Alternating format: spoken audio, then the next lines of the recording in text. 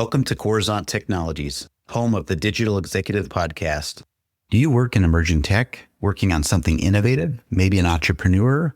Apply to be a guest at www.coruzant.com/brand. Welcome to the Digital Executive. Today's guest is David Windley.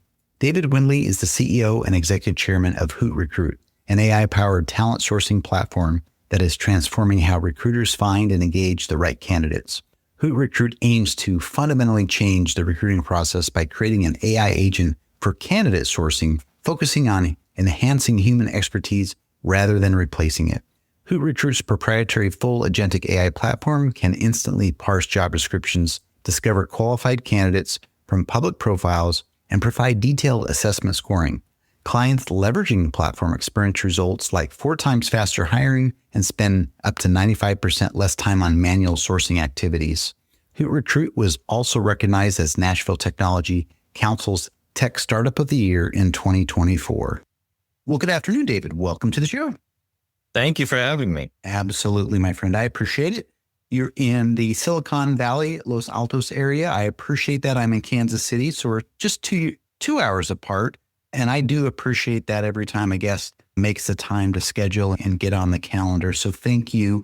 And David, jumping into your first question, you've had a long career as a Chief Human Resource Officer, CHRO, at companies like Yahoo, Microsoft, before launching HootRecruit.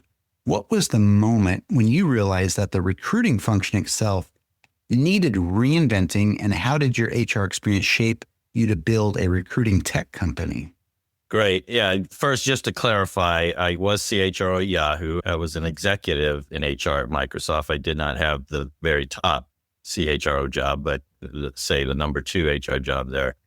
As far as the question, when did I see that we need to disrupt, I guess, recruiting is over time as the AI technology has gotten better. I could see where various aspects of the recruiting process could be sped up and also done with quality through AI technology. And so that's when, at the time, I was at IQ Talent Partners, a previous company of mine, that we started using these technologies and then started building a platform to embed these technologies for my recruiters and sourcers. So, I would say it was around the 2015, 2016 timeframe where I really saw the future of technology impacting the recruiting process. Thank you. And I appreciate your backstory.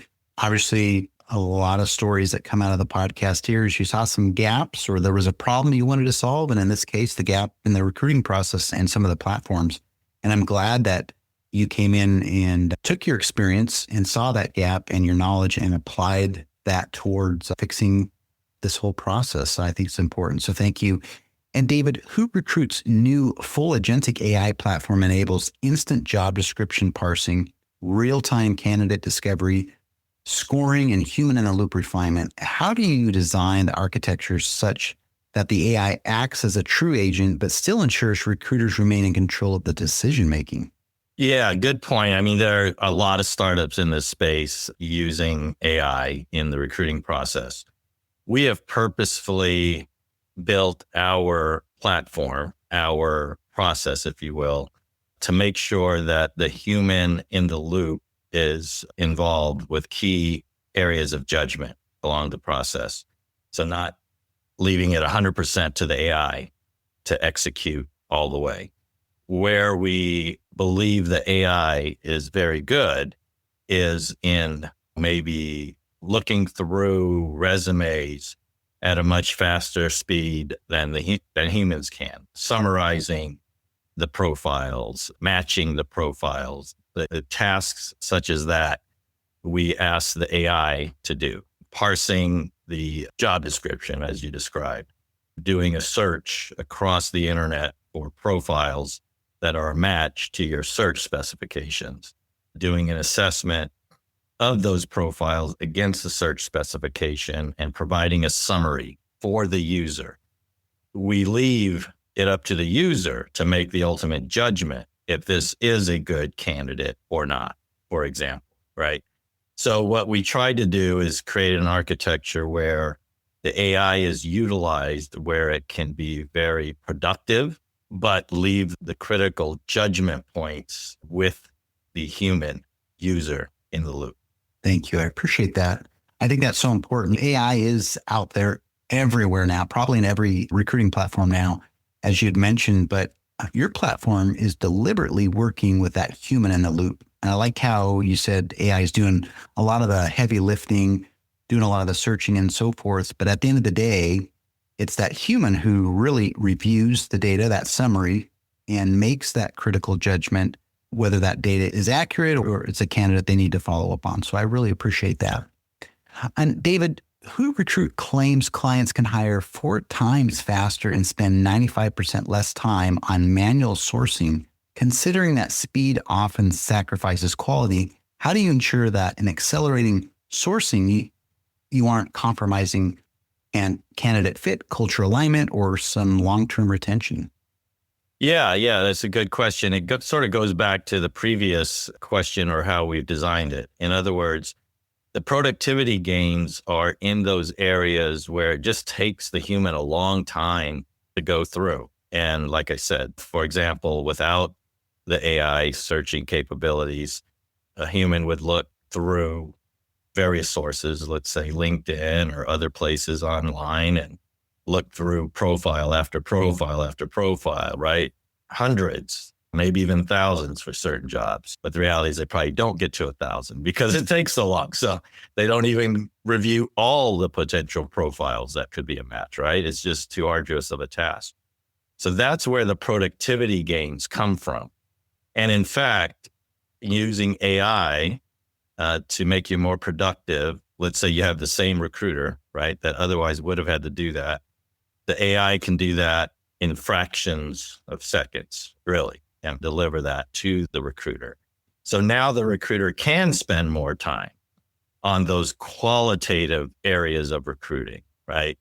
Doing a more in-depth interview with people, making that human judgment call, whether this person is the right candidate or not. And so I think the great thing about this AI technology, and if you create the process with the recruiter, with the human in the loop, is you can get both. You can get great productivity improvements across the total process while also enhancing the recruiter's time and ability to do the qualitative things of keeping the quality up. So it's not an either or, right? The fact that you have more productivity means you're giving up quality. I think quite the contrary is that you take that same recruiter, you make them more productive so that they can spend more time to make sure there's quality. Thank you. I appreciate that. And you did kind of unpack that a little bit. The productivity gains, like maybe that 95% less time, right, on manual sourcing, are in the areas of searching, matching, going through that, just a ton of data that AI does very well. And of course, this allows recruiters doing that qualitative review, more time to spend with the candidates and interviews and that sort of thing. And what I took away is it's really a symbiotic relationship here between human and the machine. And I think that's great. So thank you. And David, the last question of the day, you've also been an advocate from work from anywhere, measuring by outcomes rather than hours. How do you believe talent sourcing and recruiting technology can support a future of work that is more flexible, inclusive, and outcome focused? And what do you hope HootRecruit will contribute to that in the future? Yeah, I don't know if they're directly related, but I do think a lot of the technology will allow people to be more productive, ours included for recruiters. I think the main thing there is that depending on the type of work that people are doing, most of the knowledge work, you're producing some sort of outcome, right? And that is what we should be measuring versus time at a certain place, right? And if the type of role can be accomplished anywhere, I think we should give people the flexibility to do that. Now, I understand there are parts of our roles as knowledge workers that it is beneficial to be in the office, so to speak, or at some location collaborating with our fellow workers. And so I think there's a balance. And I think that's what's happening now, right? Post-COVID, there was work away from the office all the time. And there was a crowd that said we all had to come back. I think the reality is, and most people are settling into more of a hybrid nature, right? There might be some times, or for key meetings, we're going to have a design session meeting. We want to be on the whiteboard, so to speak, going back and forth. And yes, you can do whiteboarding virtually. It's not the same, right? Being in person. So there are certain aspects of roles, depending on the jobs, that you want to be together, but it's not 40 hours a week, right?